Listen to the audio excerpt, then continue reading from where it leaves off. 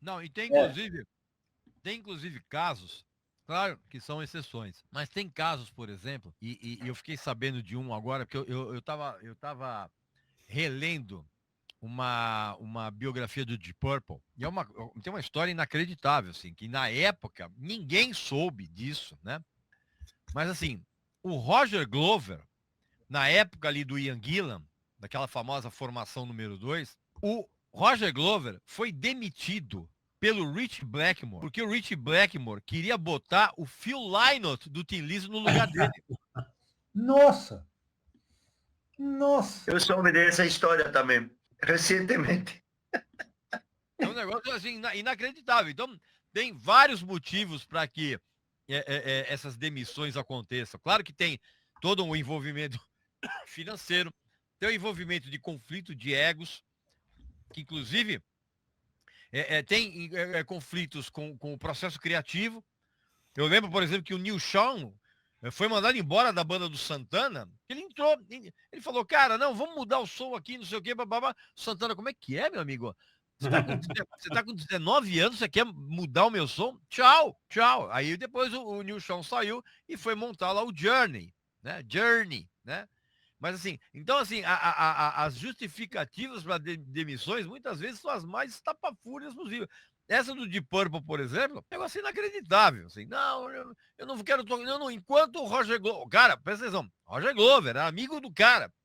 Não, enquanto o Roger Glover estiver aqui, eu não vou fazer show nenhum com o Deep Purple. E aí o que aconteceu? Mandaram embora o Roger Glover. O cara ficou putíssimo. O que é pior, cara, na hora que o Rich Blackmore chegou pro Phil Lynott e falou assim, ó, o Roger Glover caiu fora de Purple, vamos lá tocar comigo. O Phil Lynott falou, não, não, cara, não, porque eu tô com o Tim Lizzy. E o Tim Lizzy tinha acabado de ter um pequeno sucesso na época por causa da regravação de Whiskey in the Jar. Aí o Phil Lynott falou assim, porque na verdade o Rich Blackmore, ele queria montar um trio com o Phil Lynott. E ele queria tirar o Ian Pace da banda para formar esse trio. Aí o Ian Pace falou, não, imagina, tá louco. E aí, quando ele impôs isso para os empresários do Deep Purple, e o Rich Blackmore era o cara, e aí, na hora que ele chegou, falou, Phil Lynott, eu sei que o Phil Lynott falou, não, cara, imagina, tô aqui no Tim Lizzy, imagina, vou entrar no lugar do Roger Glover. E aí, aconteceu a história como todos nós sabemos, né? Eles gostavam. O Trapeze estava excursionando como banda de abertura pro Deep Purple, eles viram lá o Glenn Hughes, e aí ficou aquela coisa toda. Mas, então, assim, motivos são vários, cara. Agora, que realmente, quando você tem. Pô, eu lembro. Vocês lembram, sabe aquela banda Styx? Sim. Sim. Cara, Tom Shaw. Então, o Dennis DeYoung, que era o cara mais, era o principal compositor da banda, só que o cara foi sumariamente demitido quando ele chegou para os caras e falou assim, olha, eu sou o cara que compõe mais aqui, as músicas as músicas de maior sucesso são as minhas, são as baladas, então em vez de eu continuar ganhando tanto de direito autoral, eu quero ganhar mais. Os próprios caras da banda falaram, não, você é um dos caras principais da banda? Tchau. Na hora que entra Não o teve, Money, não meu teve amigo, Money Talks. Money Talks. não teve um caso que foi com os Beatles ou no Rolling Stone que foi mandado um embora porque era muito feio? Ian Stewart, nos Rolling Stones. Ele não Rolling Stone por ser feio. E era o fundador da banda. Por ser feio. Então você vai ficar lá na cozinha, você Não, participa. ele virou tour manager. É. Virou músico de apoio também, né? Também. E o Keith Richards falava assim, olha, nós nunca tomamos nenhuma decisão nos Stones sem consultar o Ian Stewart, que era o cara mais velho. Cara, o Brian Jones foi mandado embora, sumariamente. O Brian Jones foi um dos fundadores dos Rolling Stones. Foi sumariamente mandado embora, porque chegou uma hora que ele começou a pirar tanto com A heroína. banda era dele, né? A A banda era banda era dele. do Brian Jones. Incrível, né? Incrível. Para mim me tocou, mas também tem jeitos, né, cara, de se demitir, de demitir. Porque também quando tem, por isso que eu digo, por exemplo, às vezes parece sádico demitir do jeito que foi demitido o Dave Mustaine, alguns que por aí. E eu falo assim, é porque tem que conhecer a personalidade dos caras para você poder, às vezes, se entender. Porque, por exemplo, para mim já me tocou, não vou falar o nome, tá? Nem banda, nem nada, mas já me tocou ter que demitir. e fazer isso com muita... dar honra para a pessoa que foi demitida. Sabe, falar assim, ó, puxa, se você não melhora, sabe, tipo, dar uma oportunidade, eu te dou, sei lá, quanto você precisa, 2 meses, 3 meses, você vai melhorar? Beleza, tem 3 meses. E não chegar a esse terceiro mês e falar, bom, então vou fazer uma turnê de despedida para você, que não vai parecer de turnê de despedida, mas, você entendendo? Uma situação deixando cômoda a pessoa e até você vai poder falar que você se demitiu e que está tudo bem. Já me aconteceu ter que fazer isso, sabe? É muito ruim. Não vou falar que é, mas também já me aconteceu situação que eu queria demitir. Já me aconteceu com um artista que eu falei, ou ele é eu. E terminaram a escolher o outro cara porque é Money Stoltz. E Paulo, o fator estrada também deve contar muito, né? Quando você vai para a estrada com um cara, pô, tem cara que vai para a estrada e é um chato de galocha. Você sabe que uma vez eu entrevistei a Marisa Monte e ela falou, eu entrevisto pessoalmente os músicos que vão tocar comigo. Porque eu vou passar de 2 a 3 anos ao lado desse sujeito excursionando e eu, de maneira alguma, eu posso permitir que esse cara seja uma mala ou atrapalhe a vida dos outros instrumentistas. O Alice Cooper fala isso, cara. Ele falou, cara, quando eu vou contratar um músico pra minha banda, a habilidade dele com o instrumento é uma coisa secundária. É secundário, cara. Eu quero saber se o cara é legal, o cara sabe? Era isso que eu ia falar. Tem gente que prefere alguém legal, sabe? Que toca um pouco menos, que faça o suficiente, mas que seja bom de se conviver. E eles têm razão. Tem gente que realmente está certa no que está falando. Porque senão você pode botar uma bomba relógio. Pessoas muito inteligentes pensam mais. Músicos muito bons querem mais. Sim. É isso, viu?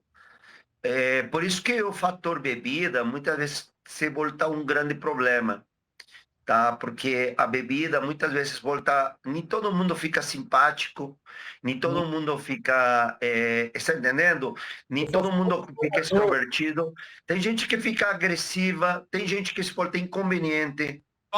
Paulo, ninguém fica melhor bêbado. Não.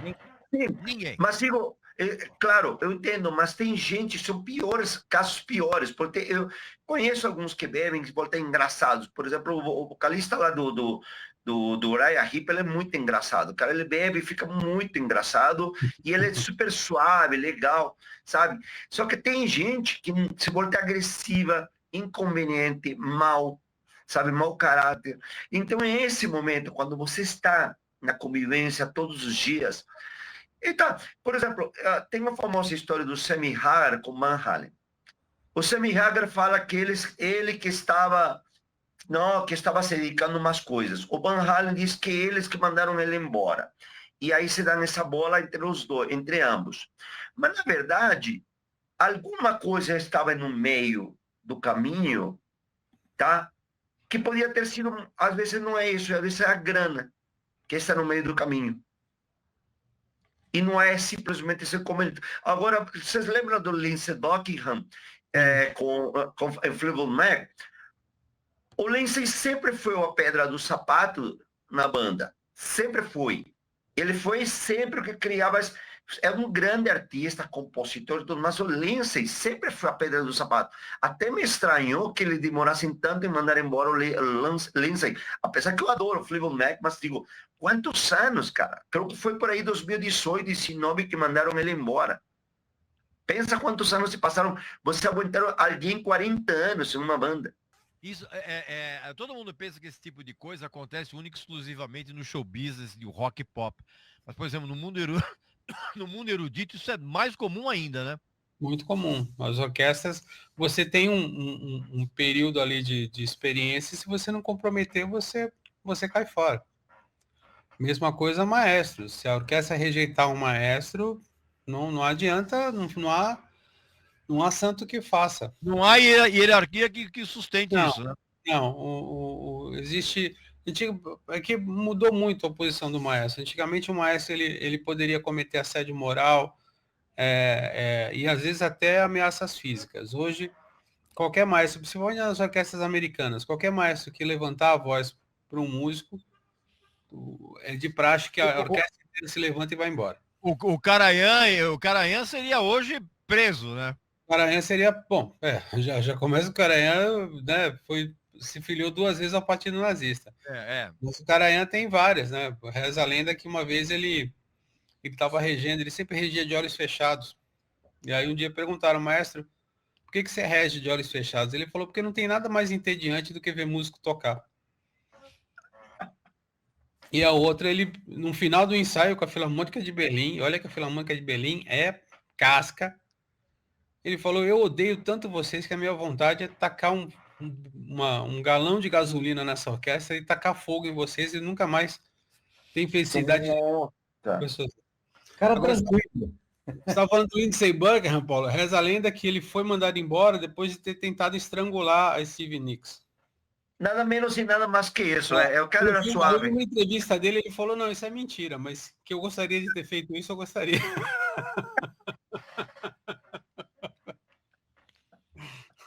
Vamos fazer turnê juntos agora, né? Vamos fazer turnê juntos, Stevie Nicks e Lindsey Buckingham. As voltas que a vida dá, né? As voltas que a vida dá. Coisa incrível. E vocês, e tem casos de gente, por exemplo, vocês lembram do Peter Criss? Ele tocava errado, justamente para fazer a banda errar. Vocês lembram? É uma mala, né? Vamos combinar que isso é uma mala também. É uma história sensacional. E é confirmada por todos os envolvidos. O Peter Criss estava tão puto uma hora, num momento dentro da banda, que ele estava tocando, aí o Gene Simmons virava para ele e falava assim, mais rápido. E o Peter Criss fazia o quê? Tocava mais lento. E aí, num outro show, que ele começava a acelerar, o Paul Stanley virava e falava mais lento. Ele tocava mais rápido. Mas esse é o caso que a gente falou. É o cara que fala assim, não, eles nunca vão me mandar embora. Eu sou um dos fundadores, a formação original, eu sou o Cats, né? Até a hora que os caras se encheram, falaram, meu amigo, vamos arrumar outro, não dá mais. E ao contrário do que os próprios esse próprio ex-Freire fala, que ele falou que ele saiu por livre espontânea vontade. Mentira! Mentira. Mentira. Livre espontânea vontade do Gene Simmons e do Paul Stanley, né? E ele, quando saiu, que ele foi demitido, ele falou, o meu disco solo, e isso é verdade, foi o que mais vendeu dos 4. Sim. Né? E com justiça, porque era o mais legal mesmo. E quando ele foi demitido, ele falou, você quer saber uma coisa, cara? Eu vou fazer uma carreira solo, eu vou vender o triplo de discos que o Kiss... falou. Tá. Cara, passou perto, hein? Vocês estavam no show de Interlagos em 99? Eu tava. Foi constrangedor. Eu nunca vi um sujeito tão bêbado na minha vida. Em cima do palco? São Paulo. Olha, eu vou falar uma coisa pra vocês. Em termos de bebedeira em cima do palco, o Raul Seixas, perto do Ace Frehley naquele show, parecia o Milton Neves. Não, o Raul, cara, um amigo meu assistiu um show dele, acho que em Santo André, ou São Bernardo, não sei o que. Cara, 10 horas da noite, aquela turma com aquela cruz egípcia, né? Tem os doidos que levavam. Raul. Nada do cara aparecer. Meia-noite. Raul. Nada. 2 da manhã. Raul. Nada. 4 da manhã. Raul. 5 da manhã, o Raul finalmente aparece. Os caras. Raul. Aí ele falou assim, vocês vão todos para PQP. E foi embora. Os caras destruíram a discoteca inteira. Clássico, né? Que maravilha. Agora, eu acho que a demissão mais exemplar foi a do Pete Best. Sim. Foi. Essa foi a campeã, cara. Campeã até porque por aquilo que os Beatles se tornaram depois, né, cara? Foi o George Martin ser pragmático e falar assim, meu amigo, com esse cara aí vocês não vão para lugar nenhum. Que é o que aconteceu com o Charles Bauerfield, no negócio lá do Angra. O Marquinhos era muito bom baterista. Só que na hora que você vai gravar um disco, velho, se você oscila no metrônomo, já era. Foi o que aconteceu com ele. O problema do Marquinhos no Angra não foi que ele era mau baterista. Pelo contrário, ele era bom baterista. Mas, assim, a produção de um disco, a gravação de um disco, naquela época, principalmente, tinha um rigor. Ainda mais o cara pegou um produtor alemão, né, cara? Que já... Vamos lembrar também que muitas vezes a administração de uma banda extremamente bem-sucedida, muitas vezes passa pela administração, não apenas contábil, mas administração de ambiente. Sim. Olha o que aconteceu com o Jason Newsted, por exemplo, do Metallica. Que ele se sentia... Ele era tão sacaneado pelos outros caras da banda, sacaneado do que depois veio a se chamar de bullying, que o cara falou, eu preciso extravasar isso de alguma maneira. Aí ele montou aquele projeto dele paralelo, o Echo Brain. O James Hetfield e o Lars Ulrich ficaram putos.